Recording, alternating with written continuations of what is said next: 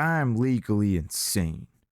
And hidden right in front of these adult-sized diapers for men, extra large, extra absorbent, which I am wearing, I have a whole bunch of OG Xbox games.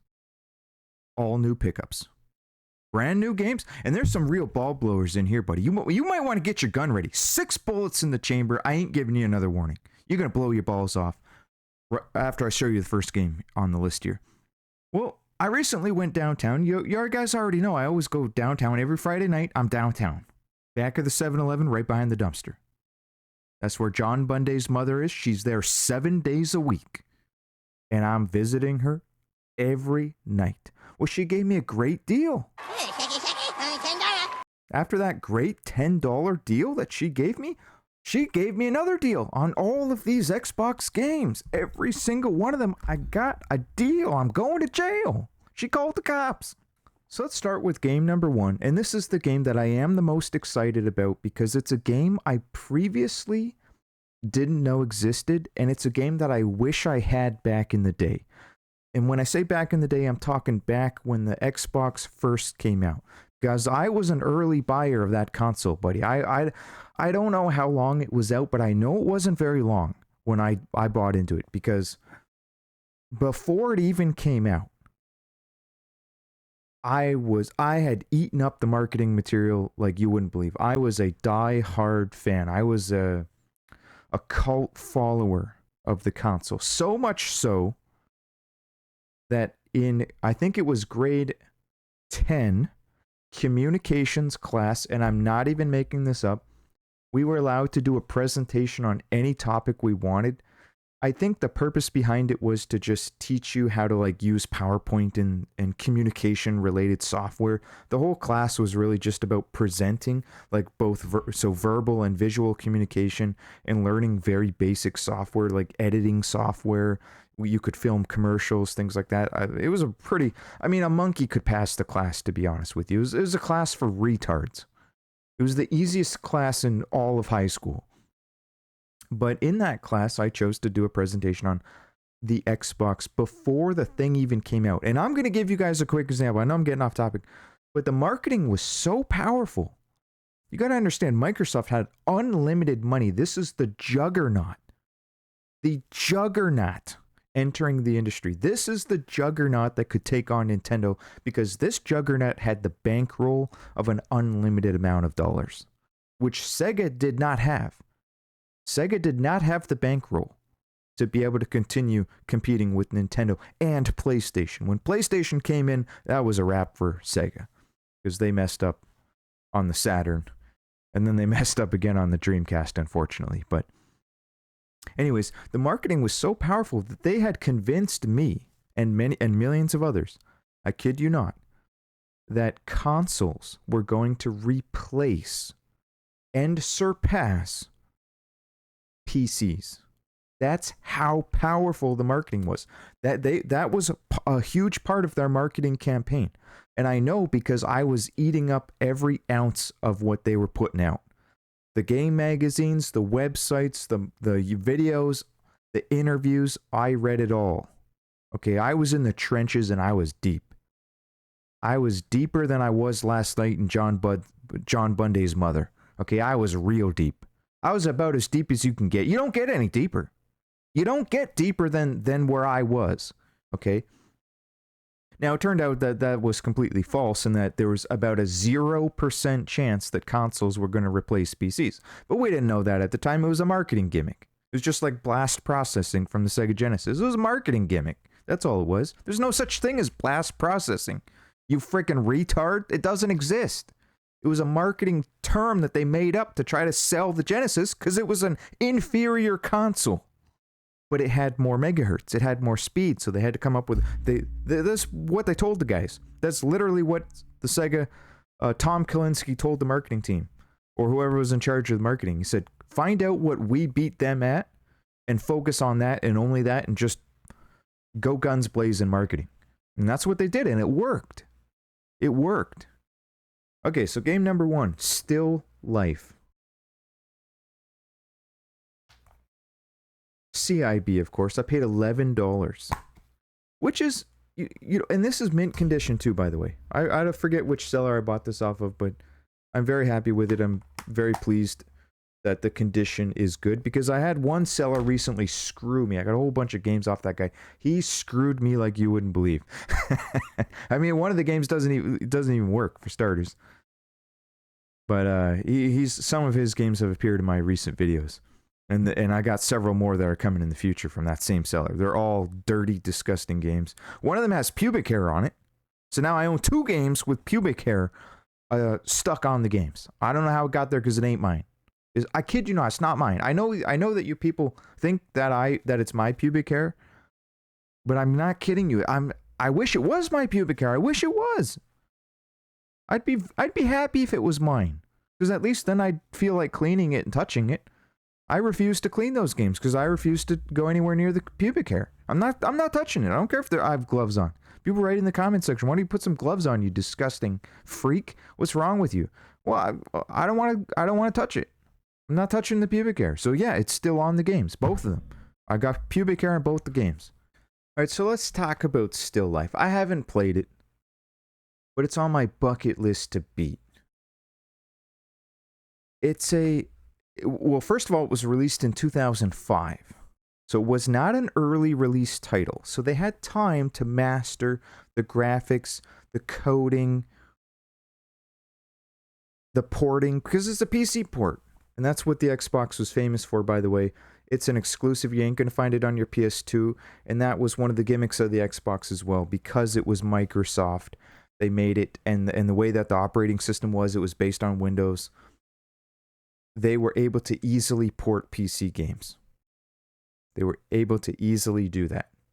But this is a point-and-click adventure game. But it's not just a regular adventure game. It is a very mature. It has an M rating for mature, and it is a very accurate, very serious story.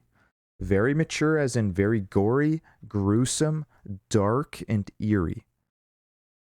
Point-and-click adventure. Controls are a little bit clunky. You know, you're not going to... But if you're expecting PC controls on a console, you are literally retarded. You're never going to get better controls on console versus the PC game when you're porting a PC game to a console. So if you can get past that, and you can get past the slow movement, which is the only negative to the game,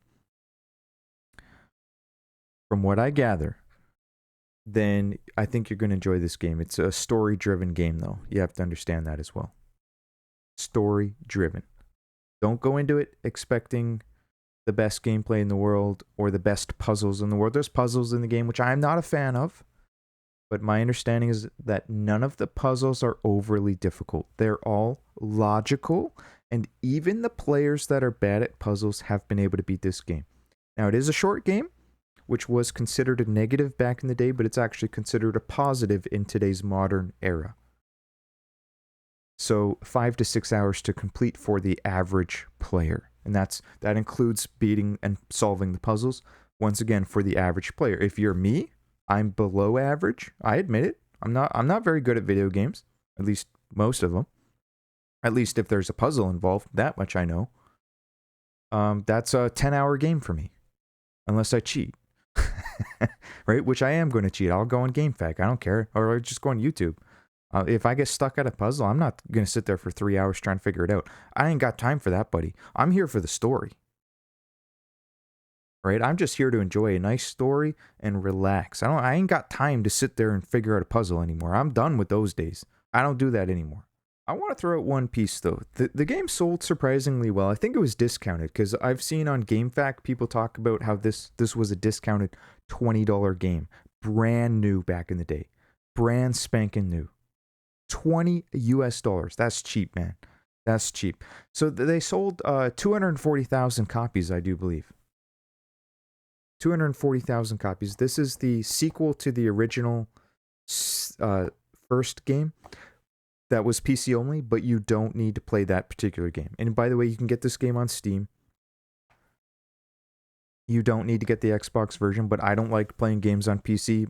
Probably the majority of my viewers prefer not to play games on PC. But just know that this is not backwards compatible with 360 or the Xbox One. which is a real shame because my Xbox broke. I don't have an Xbox, and I didn't know that it wasn't backwards compatible when I bought it. I would have bought it anyway because eventually I will get an OG Xbox. But very heavily disappointing to know that this is one of the very rare OG Xbox games that has zero backwards compatibility, not even the Xbox One. So you got zero hope of playing this unless you have an OG Xbox with an OG controller. I do want to point out though, if this was backwards compatible, I kid you not, I think this would be a $50 game right now. 50 Canadian dollars right now. It's an exclusive. It's a hidden gem. It's underrated, even though some people did not enjoy it. Overall, it's a cult classic. It's known for being a cult classic. So not everybody enjoys it, but those that do, they give it high scores. We're talking 8s, 9s, and 10 out of 10s. Also want to just quickly show you the OG reviews from back in the day. These are all 05, some of these are a little bit later, 08, but most of these are from 05, 06 era. Actual reviews from the real gamers. I don't care about what the critics say because the critics were all useless back then. Back in the day, the critics were nothing but paid shills. And they didn't even play the game. They would just, hire somebody to just play it for 10 minutes and then write up a review. But you can see there's a lot of really positive scores here. A gem in a dying genre, 9 out of 10. The dying genre being the point-and-click adventure game. I mean, to this day, it's a dying genre. It's very niche. Still Life is flawed, which it is. It's heavily flawed. The Xbox port especially. Yet, it's still a great game. And yet, with all its flaws, the guy still gave it a 9 out of 10. Creeptastic, clicking fun for everyone. Or not. Yeah, I mean, back then, the horror of the game, the creepiness of the game, or the graphicness of the game, to be more specific, was still considered a bit shocking. There was still a little bit of a shock factor. That doesn't exist so much today, but back then it was still relatively new. A very dark game. But yeah, it's very mature and very dark. It's a disturbing game. This guy has a good quote. That's a good way to describe it, actually. Eerie and disturbing. But you also got to remember that's 2005 standards. They've made a lot more disturbing games since this came out. It's like when Manhunt came out, right? When Manhunt came out, that was very new to be able to do, or The Punisher for the Xbox, OG Xbox PS2. To have a game that gruesome was shocking. Almost unfathomable, right? But it's no different if you rewind back to the 90s when Mortal Kombat came out. So next up, oh man, this is a gem. Not too many people know about this one. This is Death Row.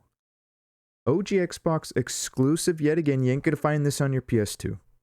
A lot of people, they don't understand that there's so many exclusives that are actually really good on the OG Xbox that are not on the PS2.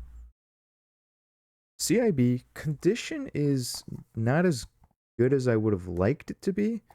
Some issues with the barcode, the tearing of the cover art, but nothing too major. Other than that, the disc is mint, manual's in pretty good condition. I paid, what did I pay? Ah, dang it, I didn't write it down. Okay, so I just looked it up. I paid $15 CIB. Pretty good deal. Pretty good deal. Got it from the same seller that screwed me on a bunch of other games. So this is the one game that he only semi-screwed me because I didn't know that the bank had a tear in it at the time. So semi-screwed.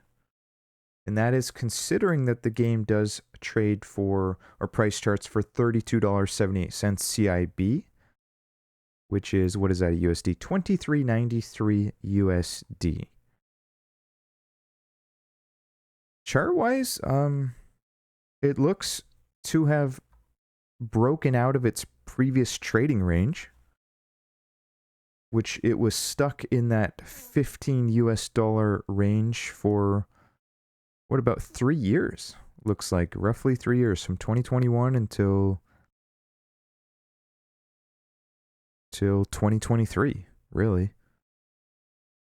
And then it had a major swing up in 2023, which you cannot blame on COVID at this point. Okay, so this is not a, quote, COVID-related boom. This was very likely a YouTuber, a very large, high subscriber count YouTuber must have mentioned that's this game as a hidden gem. That's what I'm guessing, because it is still a hidden gem to this very day. With that, to cause a spike like that quickly, I'm guessing that must have been the case. Somebody like a Metal Jesus or somebody else. But it's maintained its upper range ever since. It has not dipped back down to the $15 or even $13 level. Probably you could just round up or round down from its current price and just say this is a $20 to $25 game. Certainly has the potential to continue to rise in the long term. I don't see any reason why this should not be at present a $50 Canadian game at the very least. This is a hard game to describe, but it's the best way to describe it is it's Ultimate Frisbee combined with Mortal Kombat and Street Fighter. Or it's, you know what? I actually brought a better example. So it's Ultimate Frisbee. I played this back in the day, by the way. I only played it once. I'll get to that in a minute, though. But from what I remember, you are in the future, and all of these game players are all death row inmates, if I remember correctly. So every single one of the players on the field is a death row inmate. That's what I remember. I didn't look it up. Death Row pits two teams in a no limits, no honor, total aggression arena sport where only the hardest fists, the meanest moves, and the deadliest throws will get you victory. This could get ugly fast. Okay. Face off in mortal competition against 150 arena warriors in 18 cutthroat teams. Okay, so this is, you're playing a sport like I always considered it to be closer to basketball. Just a second here. It's almost like basketball, but via playing with Ultimate Frisbee. But it's just like Mutant League Hockey, but it's a different sport. And basically, you're fighting while also playing Ultimate Frisbee. And not only are you fighting, but you're fighting to the death. Meaning there's more than one way to win the game. You can win the game by scoring the highest amount of points like a basketball game. Just like you can in Mutant League Hockey. This is hockey, but Mutant League Hockey based on the old cartoon. And you can kill the other team. You can pick up weapons. You can pick up chainsaws in Mutant League Hockey and just hack everyone down. You can kill the opposing player's goalie. Hey, I don't like that you have a goalie. You got a pretty good goalie in net. I've tried to score a couple of times. I think I'm just going to take this chainsaw here, this friggin' Simon Belmont whip, and I'm going to whip you for the next 5 minutes until you're dead. Now, yeah, you might score a couple of goals in the meantime. You might get a couple of goals. But I'm going to get more goals after your goalie's dead. So I'm going to come back from this loss. Now you do get a zombie goalie, but the zombie goalie sucks. The zombie goalie is your replacement goalie if your goalie is killed. Well, Death Row is no different. You're basically killing the opponent's team, and you can choose how you would like to play. Do you want to have a balance of fighting? Because if you're fighting, you're not scoring goals, right? You're not scoring points. So you can choose how your play style is. Do you want to play... and you can choose your team's strengths and weaknesses, too. You can choose a team that's basically all you're going to be doing is fighting. And when I played my friend in this game, that's how I lost, actually. He chose a bunch of brawlers, and he out-brawled me. And eventually I had succumbed to having half my team dead. And I don't remember if it automatically made me forfeit because I didn't have enough players to continue the game, which is what it does in Mutant League Hockey, or if I just ended up losing because I couldn't play anymore.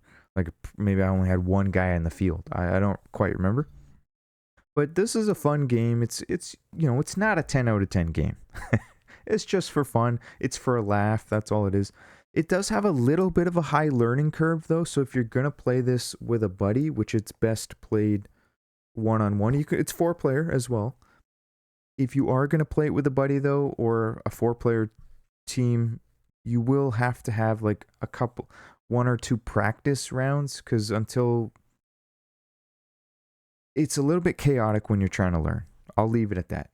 A little bit chaotic, but once you get it, then it becomes simplistic. It's not an overly complicated game. You just have to understand the mechanics of the game itself, and then understand the combat mechanics as well, and learn how to cycle between trying to get the frisbee in the net versus trying to defend yourself or go on the offense. All right, next up, I got a pretty good deal here. I paid 12 Canadian dollars for this Halo bundle pack.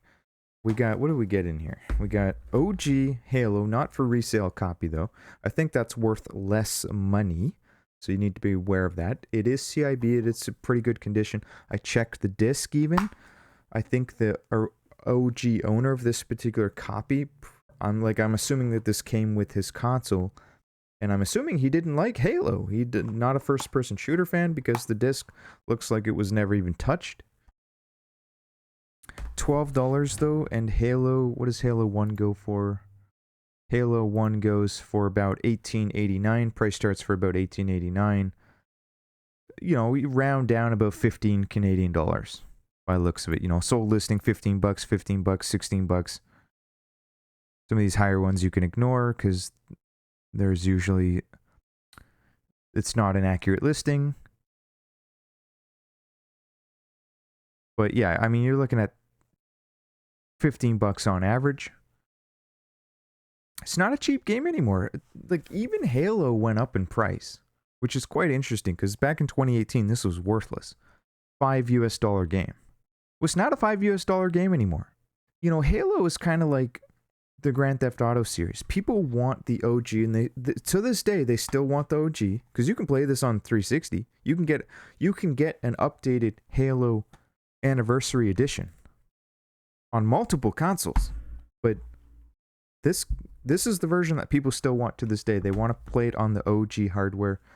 They want to recreate the OG experience. So this version will always have demand. And I'm going to sell it, by the way. I paid $12. Halo 2, I'm also... No, this one I'm keeping. Because I myself want an OG Halo 2 copy. And, I'm not the biggest Halo fan, believe it or not. I didn't even own Halo back in the day. A friend of mine had it. We did play 4-player Halo. I had a good time with it, I'll admit it. But I'll also admit that I sucked at it. We would play 4-way free-for-alls. Sometimes 2-on-2. The vehicles made the game extra fun. But this, even when this came out, it was still kind of competing with GoldenEye 007 for the N64. So when this came out, I still had memories of 007, and I instantly knew in my mind that this game did not live up to the standard that 007 and Perfect Dark had created. For a lot of people, they'll tell you that this is better because, you can use twin stick shooter and all that crap, and the controls on the N64 suck. Well, I never saw it that way, and to this day I still don't. I like the N64 controls. I like having the way it is. I would switch the controls to solitaire, so if you know what that means, that was my style. 007, I didn't use the honeycomb. I used solitaire. Go into the menu setting, change the controls to solitaire, and that was equivalent to your twin stick shooter. So there was things that you could do to still mimic a twin stick shooter, or having the twin sticks. But yeah, I don't know. I mean, I had fun with it, but it just didn't do it for me. But where the game really started to shine, not necessarily from a multiplayer perspective, because I didn't play it on multiplayer, but Halo 2, where this game shined, was the 2-player campaign. That's where this game shines. That's where this game becomes a 10 out of 10 game. 10 out of 10. Perfection. And that's why, to this day, people who have already beaten this game once or twice even, they'll still get a buddy together and they'll go through the campaign over a couple of days, maybe a week, a weekend. You know, I had roommates back in the day that both of them had already beaten this game multiple times, and they beat it a couple of times again because it's fun. It's a fun game. One of the all-time greats. I mean, it doesn't trade for $5 for a reason. Halo 2 has similar pricing to Halo 1. The world's slowest uptrend, but it's not a cheap game. It continues to uptrend. It continues to be sold consistently. Lastly, I did get the Halo 2 multiplayer pack, which the disc was also mint condition. I've never understood how this works. I'm assuming you put it in your console and it just downloads all the data from the disc. So you can just reuse it. You could just rent it. You would never even need to buy the game. That's what I'm assuming happened here because the disc is in mint condition. I think it's a former rental copy. No, it's not. Not a rental copy. But it's not an actual game as far as I know. This is a multiplayer map pack. You got to understand not everyone had access to downloading on Xbox Live back in the day. There was no DLC at your fingertips. Many players didn't even have the ability to go online. You had to pay for Xbox Live back then. You had to pay money to play this online. So not everyone had it. I'm telling you that right now. A lot of people did not have Xbox Live. I was one of the lucky few that did because I paid for it out of my own pocket. And you know what? My favorite game to play was Magic the Gathering Battlegrounds. The best, most underrated Xbox game of all time, and it might even be one of the best and most underrated games of all time. And I will fight you to the grave on that one, buddy. You do not know what you missed out on. That's how, that game online, one-on-one battles, was with the microphone going, yelling at your opponent on the microphone while you're battling it out, real-time battle, one-on-one, non-stop yelling. You're not going to get a better game. You're never in your life going to find a better game. So the map pack also, surprisingly, is popular for people buying it to this day. Don't ask me why, but I found that quite interesting. So I am going to attempt to sell this particular copy on eBay as well, and or I'll try to trade it in. But it sells. I mean, people are buying it, shockingly. In 2025, people are buying this game. Sells all day, every day, buddy. All day, every day. So, yeah, short answer is yes, I did not own these games. Shockingly, I did, but my Xbox collection is small. My OG Xbox collection is very small. And I didn't have a lot of games back in the day. I didn't own very many. And I didn't know that a lot of the games that I found out about in the future even existed back then. Which brings me to the last copy. So this is, I have the Halo Combat Evolved Game of the Year edition, which I think is the most sought after edition. This is the one that I'm keeping, and I will actually be selling the not for sale resale copy.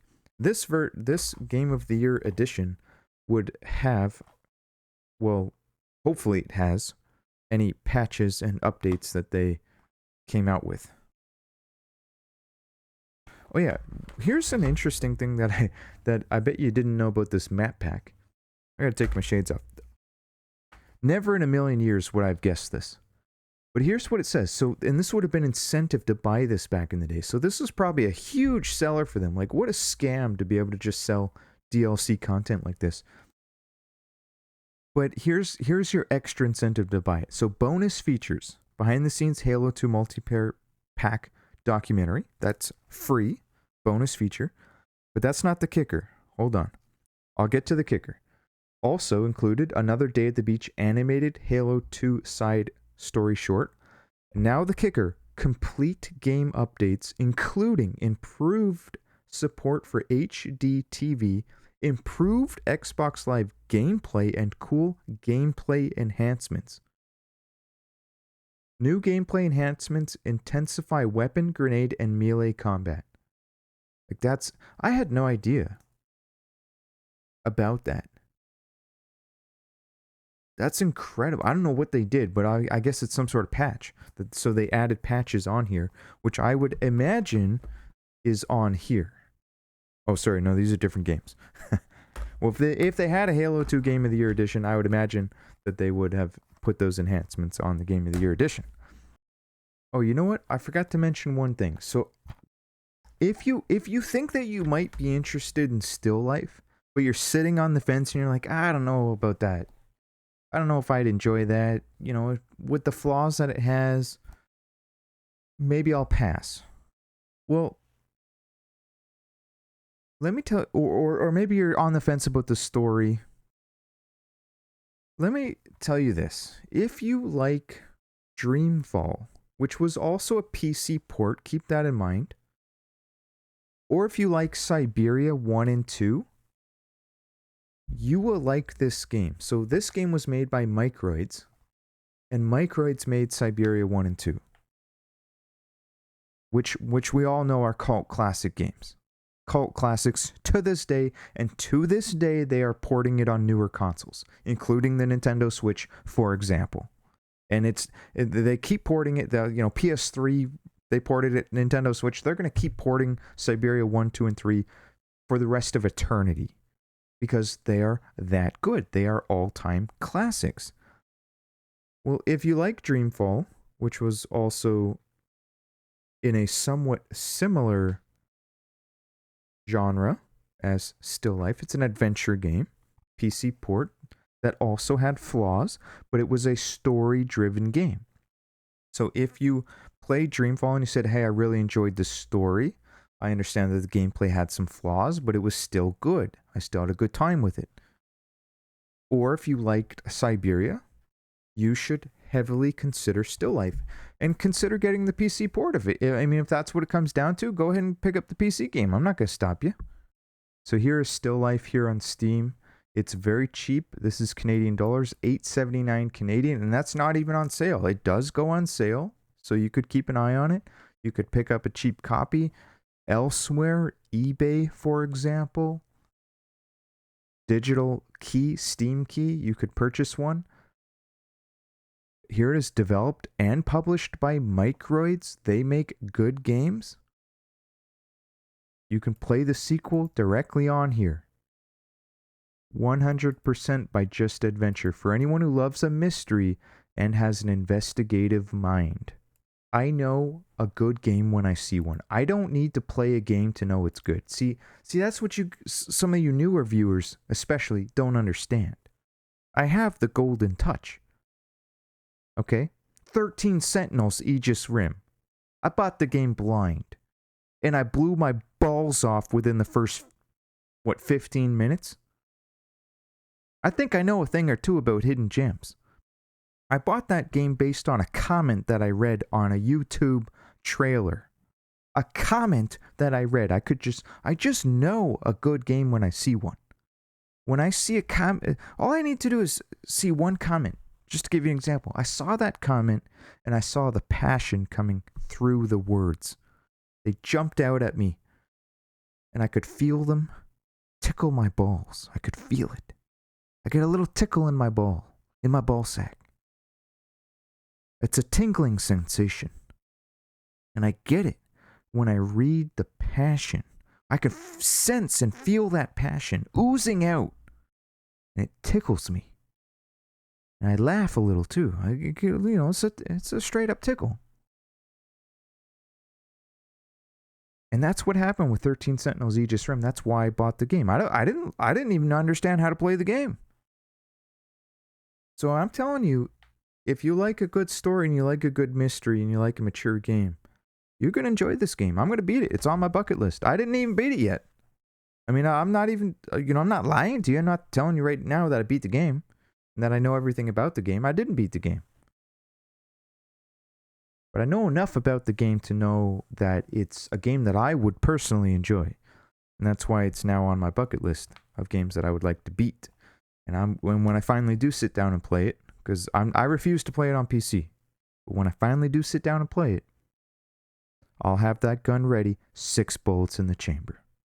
Guys, if you enjoyed this video, please consider subscribing to the channel. I'm trying to get to over 9,000 subscribers. And shout out to all my Patreon supporters. Thank you. It means a lot. You guys keep the channel going. All the people who subscribe to the channel, who write comments down below and smash the like button, all of your support keeps this channel going. We will hit over 9,000 one of these days. One of these days. I'm not quitting until we get to over 9,000. And guys, if anyone played this game, please let us know in the comments. Or if you played Dreamfall or Death Row. I'd be very curious if anybody played this on 4-player back in the day. That's what I'm really curious about. And did you enjoy it, and what'd you think of it? And was it better than Mutant League Hockey? Because, I mean, let's face it, buddy. I already know it's not better than Mutant League Hockey.